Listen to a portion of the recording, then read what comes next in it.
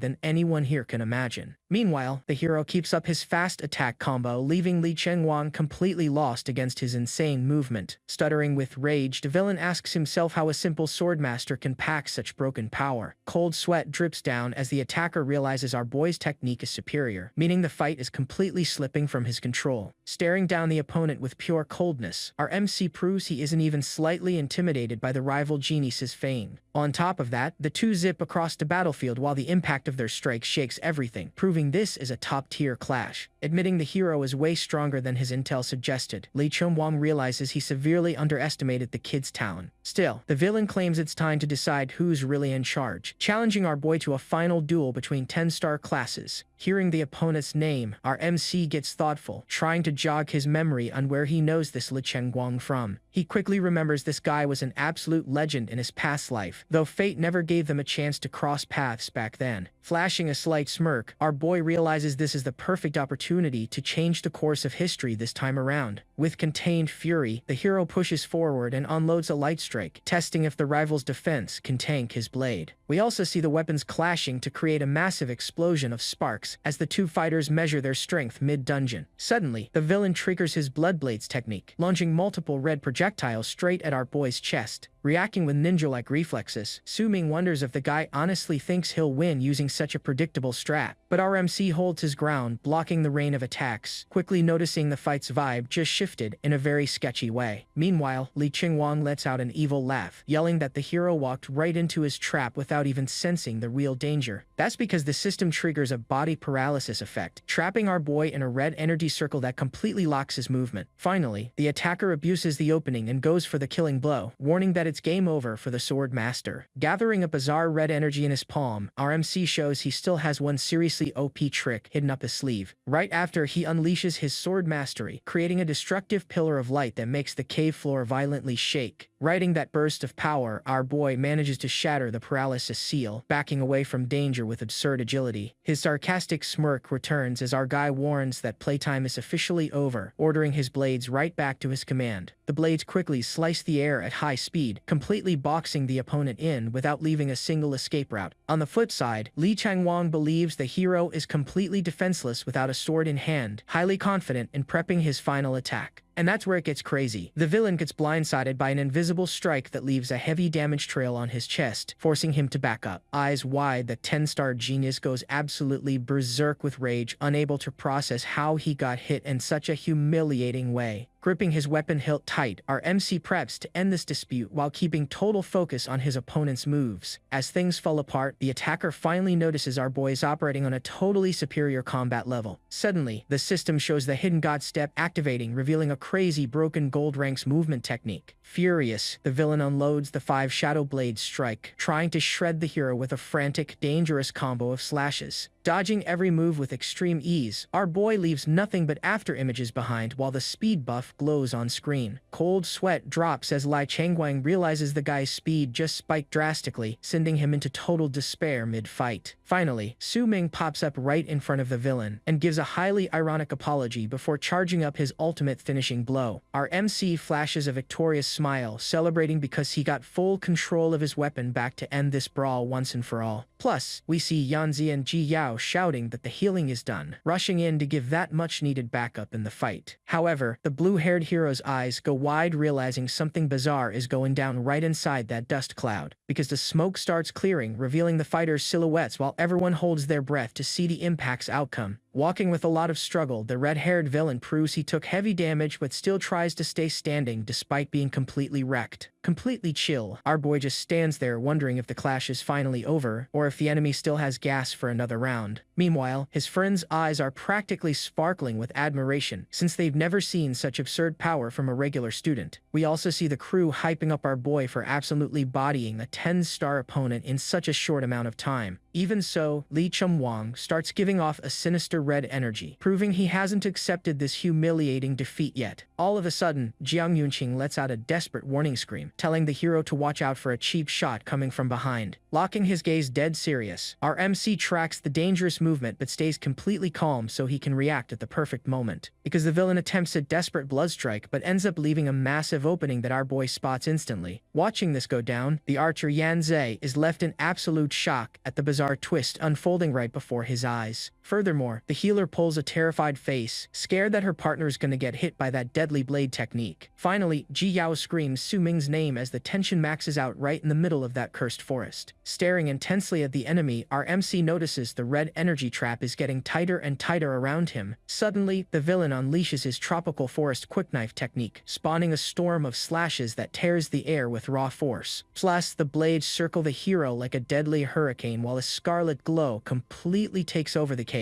Laughing like an absolute psycho, Li Chenwang claims Su Ming fell into the perfect trap and welcomes him to his killing field. Desperate over the situation, Ji Yao tries to run in and help our guy, but gets held back by the archer Yan Zhe, who tells her to keep her cool. That's because the blue-haired hero immediately warns that stepping into that blade circle now would be a fatal mistake, with no return. However, the girl screams to be let go, stating she'd rather risk her own life than let our MC fight completely alone in there. Her eyes go wide in total shock when she hears a firm voice telling her to listen to her friend and stay away from the danger. Ultimately, our boy watches the chaos from afar, ordering Ji Yao to keep her distance since he plans to handle this his own special way. The opponent wonders how this is even possible since he landed so many hits and our boy still hasn't dropped. Just then, a voice asks if he's actually sure he hit him, and the rival realizes the speech isn't coming from the body he's attacking. A shadowy body appears, leaving the antagonist questioning if that was just some replacement clone. Right behind him, our MC spawns with sword in hand and comments that he finally noticed. He adds that the rival never expected a basic sword master to pack a skill like this, triggering his shadow sword set. This gear's skill is called Darkness Surge, adding armor-piercing shadow damage and spawning a shadow clone that deals a bonus slash with 50% normal damage. Catching on, the enemy realizes it's a skill, and since there are no sets in the rookie dungeon, he figures our boy already cleared his promotion quest. Our guy confirms it, saying he guessed perfectly. The opponent is left in shock as our MC reveals he actually knocked out that first promotion quest a long time ago. Boiling with rage, the rival realizes our boy beat him to the punch and finished the task first. Without a shred of mercy, our protagonist attacks, warning that the opponent is entirely at his mercy now. But right in the middle of the strike, something drops straight from the sky. Surprised, our boy has zero clue what's going down right now. Exploding in a blinding light, the object completely covers the opponent. From a distance, a spectator yells that it's a life-saving accessory, leaving the girl next to him totally confused. He explains it's an emergency escape item worth tens of thousands of coins and can't drop in the dungeon, while his rival just vanishes in a beam of light. Our MC just watches and comments that the neighboring city paid a really high price to protect their 10-star genius. The scene shifts, and the clock hits 2 in the afternoon. Inside a control room, an operator looks worried. Then a supervisor eating noodles asks what's up. She says the data shows multiple deaths at the 9 o'clock direction, but the guy doesn't care, thinking it was just a few squads that ran into tough monsters. Shaking her head, the operator explains the data analysis shows they got wiped out by a player from another region. Getting serious, the supervisor figures the neighboring city is up to something again, so he orders her to save all the logs. The academy director mentions that beginner dungeons are a competition between cities, and since his academy ranks the lowest, they became an easy target. Asking about the students' progress next, the report says everything is going well, with most of the teleport zones already secured. Limited footage also shows some of the cracked players already formed parties and are trying to clear the boss stage. Leading the squad is none other than Jiang Tang, the Jiang family's son, an 8-star magic hammer warrior, and the director hypes up his potential, recalling he was already level 6 hours ago. Calculating things out, since the final boss is level 12 and Zhang is leading a big group, he should be close to level 10 by now, hoping he beats the boss and brings honor to the academy. Right then, the real-time ranking analysis drops, confirming Zhang Tang is level 9, almost 10, and tied for first place with another student Yan Zhe. Trailing behind in second and third are 2 girls, the necromancer Ji Yao at level 7 and healer Zhang Yunqing at level 8, surprising the director with how promising they are. He then asks about the student Su Ming, but the assistant reports he's nowhere on the top rankings, so the old man orders him to check his level right away. Shocked by what he sees, the guy freezes, and the impatient director asks what he found out and what level Su Ming is. Stuttering, the assistant reveals he's only level 2, leaving the director completely speechless. The data shows that after Su Ming got the first blood and hit level 2, his level hasn't gone up at all since then. Cutting to 2:30 in the afternoon, our boy is standing over a monster's body. A system notification pops up confirming he successfully took down an elite thorn-tooth beast. Breathing a sigh of relief, we see our MC is actually already level 14. Right after another notification congratulates him for leveling up and unlocking a hidden gear set appearance at level 14. Back with the squad, one of the girls points out they leveled up multiple times in just over 2 hours, and the archer adds he's already level 10 and ready to challenge the dungeon boss. The other girl mentions they need to thank Jiang Yunqing for the EXP boost skill, but the real credit goes to Su Ming for giving her the ability. Summarizing the squad's strength, the necromancer lists Yunqing's healing, Yan Zi's damage, her summons for cover, and most importantly, having an awesome leader like Su Ming, telling them not to be so polite. Our boy says it's all their own power and he's just tagging along for the ride. Thinking he's being sarcastic, the pink-haired girl knows if he hadn't saved her and the archer, they definitely would have died to Li Qingwang's blade. Quick flashbacks show the fight and Li Qingwang getting absolutely bodied. Smiling, Ji Yao says Su Ming was awesome, and with their teamwork, they can easily take down the dungeon boss. Agreeing with her, our MC surprises her by revealing his target isn't the regular boss. Holding the key with a confident smirk, he announces he's going after the hidden boss, which is way more powerful, and that's where it gets crazy. The system states the item dropped by the elite Thorn-Tooth Beast was the Water Ripple Key. An explanation reveals that finding the dungeon's hidden boss requires solving 3 riddles and collecting 3 matching items. The first riddle talks about the silver moon, blue waves, and red armor sleeping in a cold abyss. Deducing the location is the silver moon in the sky. Our boy figures since there's no weather in the dungeon, the only possible spot is where the plants grow in the shape of a moon. Continuing his explanation, he points out the lake surface right behind this moon-shaped tree is exactly where the hidden boss is located. The second riddle mentions fog on the lake, iris petals as a guide, and armor guarding an ancient pact under the sand. Revealing his prep work, he says, ever since entering the dungeon, he grabbed the iris flower, the trigger item from the monkey monster area, and combined it with the key he got. The third riddle talks about holding the star-patterned key, reflecting the bottom of the lake, and a knight waiting for the light. Putting it all together, our boy merges the flower and the key into a single item. Announcing it worked, the girl wonders how he managed to solve all those puzzles. Swirling violently, the lake forms a massive whirlpool. From the bottom of the lake, a mysterious voice echoes out using the oath as a guide and starlight as a summon. Then, a huge structure starts rising out of the water. Riding a horse, a red-armored knight emerges from the cold abyss. The voice keeps speaking, telling them to break the boundary with the blue waves. Flashing a red alert, the system warns everyone the hidden boss is spawned. The monster is the Lake Guardian, the Lost Knight. A system prompt lets us know Yan Zi joined the party. Right after, another notification confirms Ji Yao is in the party too. Now the squad is fully assembled. Making it official, the system declares Su Ming as the captain. RMC then orders everyone to get ready for battle. The hidden boss raid officially begins. 15 minutes later, a system message warns that the red-armored knight is looking for a target. Laying low in the grass, the whole squad is dead silent. Whispering quietly, the archer asks if hiding like this is really a good idea. With a nervous smile, the necromancer suggests they try again. Looking over at their captain, everyone waits for orders. Pointing it out, our boy says the knight is way too fast, wondering how they're even gonna kill that thing. Just then, the system flashes mount speed 500 points. The hidden boss's full stats pop up, showing level 19, 301 strength, and 250 constitution, among other cracked attributes. Checking the data from their hiding spot, the archer is shocked, saying even adding up all 4 of their speeds, it doesn't even reach half of the knight's stats. Even our MC is stunned by those numbers. Panicking hard, other players have no clue how a level 19 hidden boss just spawned out of nowhere in that area. Charging forward, the knight takes out a player with one swift strike. Watching the chaos, our boy notes the third wave of nearby players just got wiped out by the boss, and since they spawned it, they need to hurry. Rushing over to him, Ji Yao says the trap is set up just like he asked. Looking exhausted, she holds up an empty flask saying they burned through all the squad's mana potions to prep the slow trap. Thanking her for the hard work, Su Ming orders Yan Zi and Yunqing to stick to the plan while the trio scrambles to their spots. Thinking to himself, he remembers he never challenged the hidden boss in his past life, and very few awakened would risk summoning it right after awakening, since you can only run the dungeon once. He recalls the puzzle solution was only found in vague records when some students accidentally stumbled on it, and he just memorized the whole thing. What he didn't expect was the hidden boss rocking a mount with 500 speed. So, he figures out that to kill the knight, they gotta knock him off his horse first. Getting ready, Yan Zi draws his bow and fires. He shoots multiple hunting arrows right at the target. Ripping through the forest, the arrows surround the knight. blocking the shots effortlessly. The knight takes the hits on his armor. The boss's level 5 heavy armor mastery doesn't even get a scratch. Complaining from a distance, the archer groans that his archery skills aren't dealing much damage because of that armor. The system warns that the guardian locked onto the target with the highest aggro again. Yelling at Yunqing, Yanzhe warns her he pulled the boss's aggro and she fearfully confirms she's on it. Using fire, Yunqing creates a thick smoke screen. Breaking down the plan, our boy explains. Step 1 is Yanzhe baiting the boss with his long-range attacks. Step 2 is Yunqing dropping smoke in the area to mess with the boss's vision. And he praises her smart move of using fire to hide the cave entrance. He reveals they picked up this trick back in the Goblin Cave just as the knight rides straight into the smoke. Pushing slowly through the mist, the boss's vision is totally blocked. The second he goes deeper, Ji Yao triggers the trap. Summoning a whole horde of skeletons out of the ground, they grab the boss's horse. The slow trap is unleashed, and the skeletons swarm the enemy. Feeling amazed, Ji Yao thinks that if Su Ming hadn't told her, she'd never know her basic summon skill could combo with trap magic to spawn this many mobs. Trying to break free, the knight slashes through the skeletons with his blade. But he quickly realizes another skill is affecting him. Casting her spells, Yunqing hits him with slow magic and soul siphon. Step 3 of the plan, as narrated by Su Ming, is holding down the boss's horse with the skeleton trap, and at the same time hitting the boss with Yuanqing's slow magic to lock down his movements. Smiling, our MC admits he really has to hand it to their teamwork, because without those three working together, he appears vaulting right over the knight. Going all in, our boy jumps and grabs the rider. With a fierce look, he grips the boss's armor to throw him off balance, and giving it a massive pull, he yells at the knight to get off the horse. Sent flying through the forest, the late guardian is tossed super far, crashing hard into the dirt. One of the teammates screams that they actually did it. Cheering that the boss is down, Yunqing celebrates, but our MC warns her not to drop her guard yet. He explains that was just phase 1. A flashback kicks in, showing a chat from 10 minutes ago where Ji Yao complains the plan is great,